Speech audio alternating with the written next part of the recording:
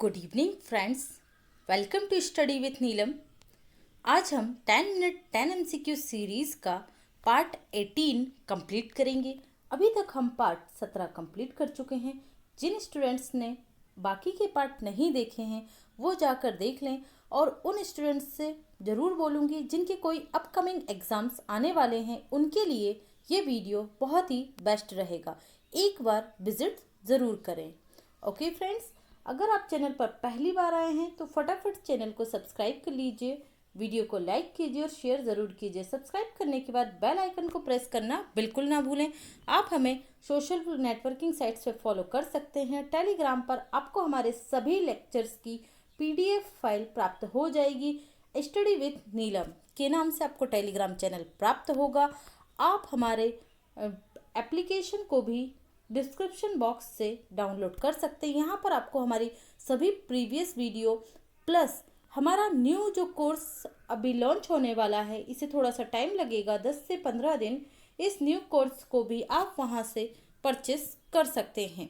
Okay friends, course means ये रहेगा कि उसमें आपको नोट्स प्रोवाइड किए जाएंगे पीडीएफ की फॉर्म में। ओके, तो चलिए करते हैं हम आज का लेक्चर शुरू। हमारा पहला क्वेश्चन है, हाल ही में केंद्र सरकार के द्वारा ग्रामीण विकास कार्यक्रमों के लिए वित्तीय प्रबंधन सूचकांक किससे संबंधित है? पंचायतों की निधियों में पारदर्शिता, ग्रामीण स्तर पर योजनाओं का सही क्रियान्वयन, राज्यों में प्रतिस्पर्धा उत्पन्न न करना, उपरोक्त सभी। ये जो ना है इसको हटा दीजिए, उत्पन्न करना। ओके, ये मैं आपको पीडीएफ में सही कर दूंगी, आप लोग एडजस्ट कर लिया कीजिए, थोड़ी सी मिस्टेक होती है। तो इसका राइट आंसर होगा डी, उपरोक्त सभी। देखिए, ये वित्तीय प्रबंधन सूचकांक इसलिए जारी किया जाएगा क्योंकि जब ग्रामीण स्तर पर सरकार द्वारा, केंद्र सरकार द्वारा धन प्रोवाइड किया जाता है, वित्तीय संसाधन प्रोवाइड किए जाते हैं, लेकिन उस स्तर पर वहां पर डेवलपमेंट दिखाई नहीं देता है। इसलिए केंद्र सरकार ने यह निश्चित किया है कि इस प्रकार का एक क्या निकाला जाएगा, सूचकांक निकाला जाएगा, जिसमें राज्यों को रैंकिंग दी जाएगी, जिससे ग्राम पंचायतों में निधियों में पारदर्शिता होगी, जो धन दिया जा रहा है उसमें पारदर्शिता बढ़ेगी, ग्रामीण स्तर पर योजनाओं का सही क्रियान्वयन होगा और राज्यों में प्रतिस्पर्धा उत्पन्न होगी। कौन सा राज्य प्रथम और द्वितीय स्थान पर आता है देश में? ओके, तो ये आपको याद रखना है। नेक्स्ट, हाल ही में किस देश ने अपने यहाँ होने वाले खालिस्तान की मांग को लेकर पंजाब 2020 जनमत संग्रह को खारिज कर दिया है? देखिए ये क्या था, मैं आपको समझा देती हूँ। खालिस्तान का जो पंजाब जो हमारा क्षेत्र है, उस पंजाब राज्य के कुछ क्षेत्र को लेकर खालिस्तान की मांग उठी थी। ओके, क्या बनाया जाए पंजाब में से? खालिस्तान एक अलग देश बनाया जाए। तो 1960 से लेके 70 के दशक तक ये मांग बड़े तेजी से उठी और खालिस्तानी आतंकवादी ग्रुप भी बहुत तेजी से बढ़ा। परंतु 1980 के बाद से इस ग्रुप का जो अस्तित्व है वो धीरे धीरे पंजाब राज्य में समाप्त होने लगा। वर्तमान में इस जनमत संग्रह को पंजाब नाम दिया गया ताकि पंजाब के लोग इससे इमोशनली जुड़ सकें, लेकिन पंजाब में इस तरीके के आतंकवादी और अराजकतावादी संगठन के कोई भी चाहने वाले नहीं हैं। इस जनमत संग्रह को पाकिस्तान और चीन का सपोर्ट मिल रहा है। हाँ, ये जनमत संग्रह कहाँ हुआ है? कनाडा में हुआ है। इसमें पूरे विश्व के जितने भी पंजाबी सिख हैं उनको पंजाबी और सिख के नाम पर मतलब बहलाया गया कि इस जनमत संग्रह में वो पार्टिसिपेट करें। कुछ लोगों ने किया है और कनाडा सरकार ने इसे कनाडा में क्या बोला है कि जनमत संग्रह को वो नहीं मानता, खारिज कर दिया। किसने? कनाडा ने। देखिए, जब ये जनमत संग्रह को कहाँ पास कराना चाहता है ये संगठन जो है खालिस्तान की डिमांड कर रहा है? यूएनओ में। ओके, जब कनाडा ने इसे खारिज कर दिया तो ये भारत की बहुत बड़ी कूटनीतिक जीत मानी जा रही है। भारत की विदेश नीति क्या हो रही है?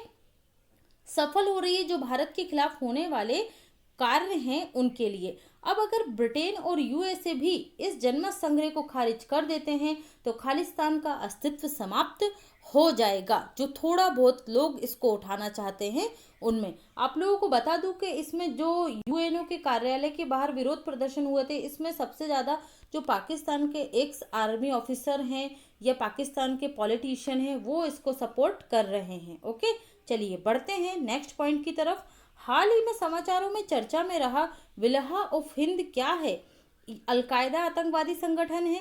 आईएसआई की भारतीय शाखा है, इंडियन मुजाहिदीन आतंकवादी शाखा है, उपरोक्त सभी। तो राइट आंसर होगा यहाँ पर आपका बी। आईएसआई जो आतंकवादी संगठन है उसकी भारतीय शाखा क्या है, विलाया ऑफ हिंद है। देखिए अभी ये संयुक्त राष्ट्र संघ की एक रिपोर्ट जारी हुई है और उसमें 50% जो आतंकवादी संगठन है वो पाकिस्तान के द्वारा प्रायोजित बताए गए हैं, या उनका कहीं ना कहीं हथियारों से, विचारधारा से, किसी भी प्रकार से कहाँ से संबंध बैठ रहा है, पाकिस्तान से बैठ रहा है। तो ये संगठन कहाँ का है, ये आईएसआई की भारतीय शाखा है। ओके, तो ये याद रखिएगा। हाल ही में चर्चा में रहा अराकान आर्मी विद्रोही समूह से संबंधित निम्नलिखित कथनों में से सत्य कथन का चयन करें। आपको यहाँ पर सत्य कथन देखना है। पूर्वोत्तर भारत में आतंकवादी गतिविधियों को प्रोत्साहित करता है कौन, अराकान आर्मी विद्रोही समूह।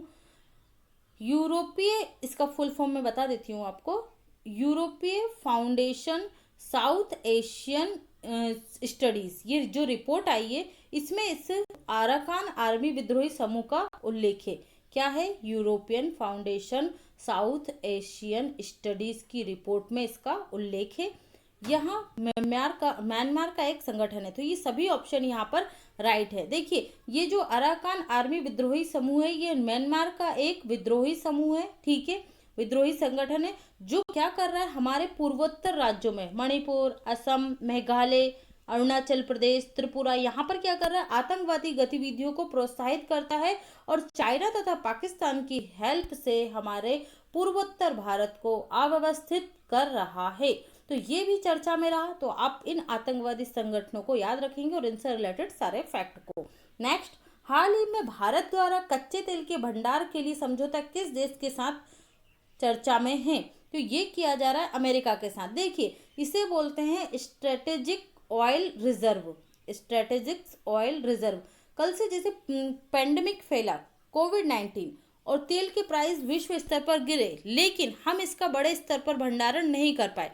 कच्चे तेल को हम क्या कर सकते थे, रिजर्व कर सकते थे। भारत कर रहा है रिजर्व, लेकिन उतने बड़े स्तर पर नहीं है। हमारे पास जो रिजर्व भंडार है वो हमारी आबादी को देखते हुए मुश्किल से 2 या 3 महीने का भंडारण है। ओके, तो हमने इसके लिए समझौता किसके साथ किया, अमेरिका के साथ, कि हम बड़े लेवल पर इसका भंडारण करेंगे और इसके भंडारण किस देश में होगा, अमेरिका में। तो हमारे देश के जो विशेषज्ञ समूह है और विपक्ष है उसके द्वारा अमेरिका में इसके भंडारण होने से क्या हो रहा है, इसका बहुत बड़े स्तर पर सरकार की आलोचना और विरोध हो रहा है। क्यों? क्योंकि अमेरिका हमारा पारंपरिक मित्र नहीं रहा है और उस पर इतना ज्यादा विश्वास करना विपक्ष को सरकार के ऊपर सवाल उठाने का एक और मतलब है कि हाँ भाई ये चीज नहीं होनी चाहिए थी। ठीक है, चलिए बढ़ते हैं अगले क्वेश्चन की तरफ। प्रधानमंत्री स्वनिधि योजना के क्रियान्वयन हेतु नोडल एजेंसी कौन सा मंत्रालय या आयोग है? नोडल एजेंसी का मतलब क्या होता है? नोडल एजेंसी का मतलब ये होता है कि सरकार ने उस आयोग या कार्यालय को दे दिया है कि अब वही उसके द्वारा जो फंड होगा वो प्रोवाइड करेगा। उसमें कितनी सफलता प्राप्त की गई, कहाँ तक उस योजना में सफलता प्राप्त हुई, किन लोगों को लाभ प्राप्त हुआ और कहाँ उस योजना में कमी आई। ओके, ये सारा का सारा क्रियान्वयन कौन देखता है? वो नोडल एजेंसी देखती है। तो नोडल एजेंसी कोई भी मंत्रालय हो सकता है, कोई भी आयोग हो सकता है या कोई भी संस्था हो सकती है। तो यहाँ पर कौन सा है प्रधानमंत्री स्वनिधि योजना? इसका है आवास एवं शहरी विकास मंत्रालय। कौन है इसके मंत्री वर्तमान में? हरदीप सिंह पुरी। कौन है? हरदीप सिंह पुरी। और ये हमारे केंद्रीय नागरिक उड्डयन मंत्री भी हैं। कौन? हरदीप सिंह पुरी जी ही। ओके, स्वनिधि योजना, प्रधानमंत्री स्वनिधि योजना का संबंध किस क्षेत्र से? स्ट्रीट वेंडर, जो सड़कों के दोनों किनारों की तरफ अपनी शॉप लगाते हैं, उनको 10,000 रुपए तक की क्या दी जाएगी? आर्थिक सहायता इस योजना के तहत दी जाएगी। और इस योजना में नामांकन के क्षेत्र में सर्वाधिक नामांकन के क्षेत्र में प्रथम स्थान पर कौन सा राज्य रहा? तो ये रहा है मध्य प्रदेश। ओके, यहाँ से आप ये सारे फैक्ट याद रखेंगे। ट्राइफेड और दिल्ली आईआईटी, ये अननेसेसरी प्रिंट है। ट्राइफेड और दिल्ली आईआईटी के मध्य समझौते से संबंधित गलत कथन का चयन करें। आपको यहाँ गलत कथन पहचानना है। उन्नत भारत योजना के तहत समझौता हुआ है, राइट। ग्रामीण समुदायों के सामाजिक और आर्थिक प्रगति के लिए समझौता हुआ है, राइट।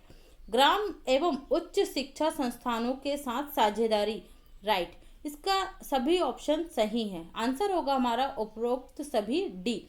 देखिए ट्राइफेड जो है, ट्राइफेड और दिल्ली आईआईटी ने समझौता किया है कि वो उन्नत भारत योजना के तहत ग्रामीण समुदायों की सामाजिक और आर्थिक स्थिति में प्रगति के लिए ग्राम स्तर पर और उच्च शिक्षा संस्थानों के साथ साझेदारी करेंगे, जिससे ग्रामीण क्षेत्र को भी डेवलप किया जा सके और इंडिया और भारत का डिफरेंस खत्म किया जा सके। ओके, बढ़ते हैं अगले क्वेश्चन की तरफ।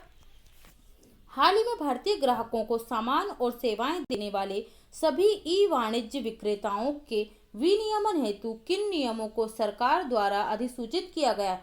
ई वाणिज्यिक का मतलब क्या होता है? ऑनलाइन जो भी विक्रेता हैं, ओके, ऑनलाइन विक्रय हो रहा है, तो किस नियम के तहत या किस अधिनियम के तहत उसे अधिसूचित किया गया है? उपभोक्ता संरक्षण संशोधन अधिनियम 2019, उपभोक्ता संरक्षण निवारण अधिनियम 2020, ए और बी दोनों, उपरोक्त में से कोई नहीं। तो यहाँ पर आपका राइट आंसर होगा बी। ओके, उपभोक्ता संरक्षण निवारण अधिनियम 2020। देखिए ये इसी का एक पार्ट है, ठीक है, 2019 संशोधन का, लेकिन इसमें किसको फोकस किया गया है? ई वाणिज्यिक विक्रेताओं को फोकस किया गया है।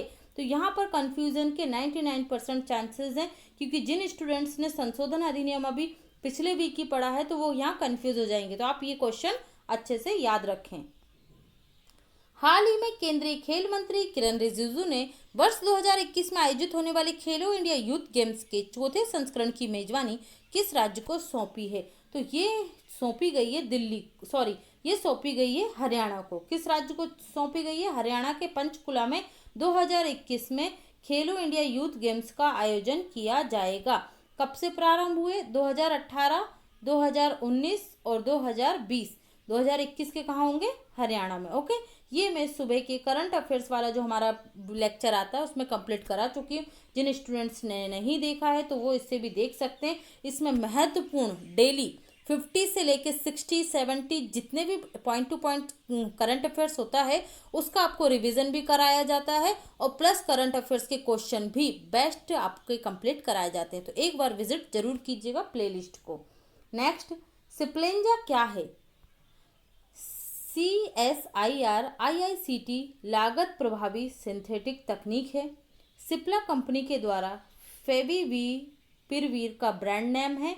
ए और बी दोनों और डी है उपरोक्त में से कोई नहीं। तो राइट आंसर होगा सी, ए और बी दोनों। देखिए फेविपिरवीर किसकी दवाई है? ये है कोविड-19 की।